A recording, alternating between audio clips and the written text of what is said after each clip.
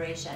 Alternatively, if you prefer boneless, skinless chicken breast, you can also use that as well.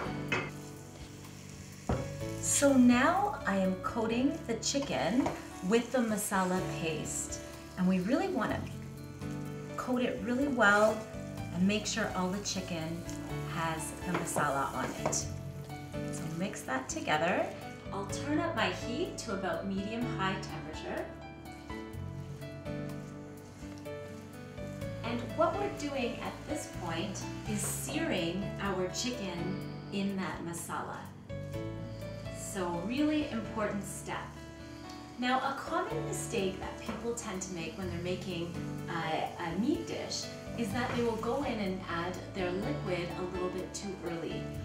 Before you add any liquid into your dish, you want to make sure whatever meat that you're cooking is completely cooked. So the chicken needs to lose its pinkness completely. So what I'm going to do is put my lid on and create some steam and moisture so that the chicken doesn't get too dry and it cooks all the way through.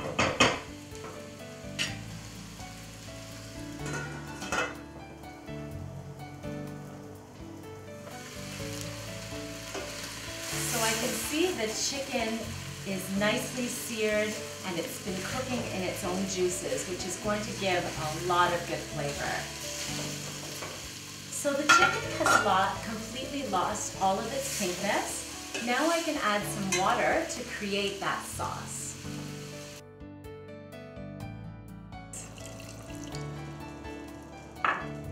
Let that simmer through and let all the spices really come through. Looks delicious.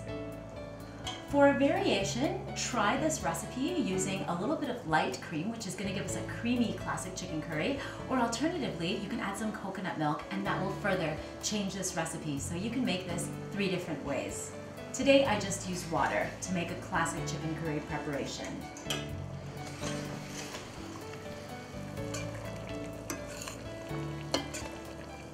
I also want to share with you a really good tip, which I share with my students in my cooking classes, is if they're ever creating an Indian dinner for their entertaining, you can make your curries 1 day in advance, and all of that masala and the spices, they really come through and your curry matures, and so it will taste so much better the day after. So if you're entertaining, try making this 1 day in advance and it will taste so much better the next day. Nice handy tip for entertaining. So while our curry is simmering away, we can just season it according to our palate with a little bit of salt.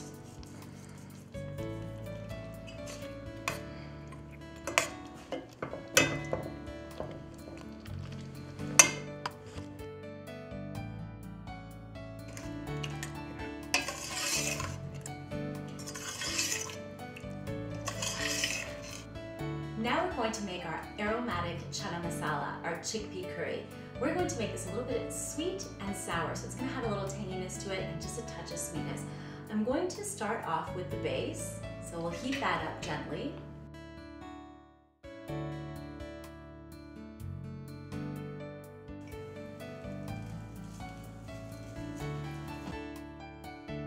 And now I'm going to add my chickpeas.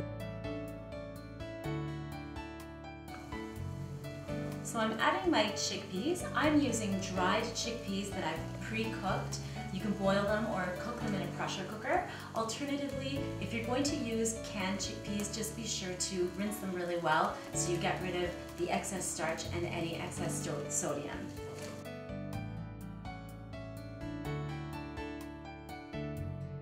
We'll coat our chickpeas with the masala base. Sorry, the whispering. Yeah. So coat our chickpeas with the masala base. And now we can add the rest of the ingredients. So I mentioned this is going to be sweet and sour, a little tangy. I'm adding a little bit of tamarind. So tamarind comes from a pod. It's a souring agent. I'll show you the pod. It grows on a tree. And this flesh here is quite sour. So that gives us a little bit of tanginess. and just a touch of sweetness. If you didn't want to, you can control the amount of sugar that you add in this, but just to balance that tanginess. And I'm gonna add a little bit of salt and coat the chickpeas through. It's gonna make our curry a little bit dark in color as well. And now we're gonna add some water. Big tomato. So now we're gonna add the water to create our sauce. Turn the temperature on high heat, and we're gonna let this cook through and reduce. Now again, if you like a little bit more heat and some more flavor, you can go ahead and add extra masala to your dish and make it a little bit more spicier. So I'm gonna go ahead and add some more curry masala to the dish. Just sprinkle that in, but we need to cook it through because the spices, all the time, spices need to be cooked well. Otherwise, we just sort of get a little bit of flatness and you may get a little bit of sharpness in your curry. So make sure you cook your spices.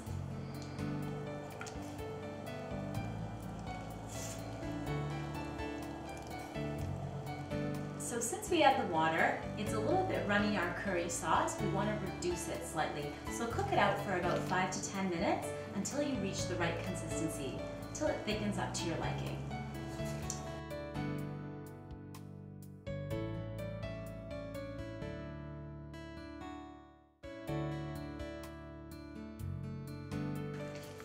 Action. So a common question may be, do we leave the spices in the dish right until the end of the cooking process? So I usually just leave the whole spices in right until serving because it's going to continually emit and release all of those really aromatic flavors. However, if you're serving or entertaining some guests who may be accustomed to some of the spices, or also some small kids, you may want to just push them aside right before serving. But personally, I like to leave them in right till the end for really good flavor. I can see our aromatic chana masala is ready to be served. I can smell, it smells so delicious. It's all the cinnamon, our aromatic spices, our cardamom has really come through in this curry dish.